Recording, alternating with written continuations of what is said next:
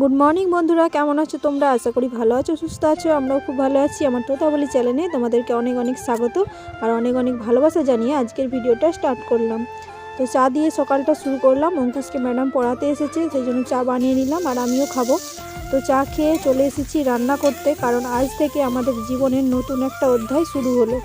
অঙ্কুশ যাবে স্কুলে। অঙ্কুশ 10টার সময় বাড়ি থেকে বেরোবে স্কুলে যাওয়ার জন্য, সেই জন্য রান্না বান্না বসিয়ে দিয়েছি। আমার বেগুন ভাজা বড়ি ভাজা হয়ে গেছে।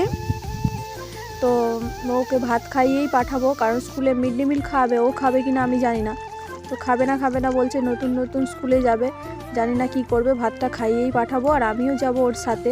ম্যাডাম পড়িয়ে চলে গেছে, অঙ্কুশের স্নানও হয়ে গেছে। ওকে ভাত দিয়ে দিচ্ছি এখন।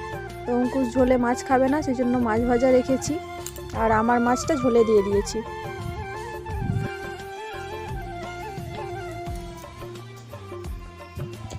তারপর খাওয়া দাওয়া করে বেরিয়ে পড়েছি। অঙ্কুশও রেডি হয়ে গেছে। তো ওকে বাসে তুলবো আর আমি যাব স্কুটি নিয়ে, কারণ ওকে এখন থেকেই প্র্যাকটিস করাতে হবে, নাহলে আবার পরে অসুবিধা হবে, তখন একা একা ছাড়তে ভয় লাগবে। তো আমি ওর পিছনে পিছনে যাব। টেনশনের মধ্যেই আছি যে কি করে যাবে কি করবে, চলো সেটাই ভাবছি। তো রাস্তায় চলে এসেছি, ওকে বাসে তুলে দেবো আর আমি স্কুটি নিয়ে যাব। তো অঙ্কুশ তো স্কুলে চলে এসেছে আর আমিও চলে এসেছি। আমি দেখলাম যে ভালোভাবেই বাস থেকে নামলো আর ট্রাফিক পুলিশ যে থাকে রাস্তা পার করে দিয়েছে। আর স্কুলে এসেও তো একটু ভয়েই আছে, বুঝতেই পারছি, কিছু বলছে না। সবাই খেলাধুলা করছে, উঁচু করে দাঁড়িয়ে আছে। অঙ্কুশকে স্কুলে দিয়ে চলে গেছিলাম আমার বাপের বাড়ি।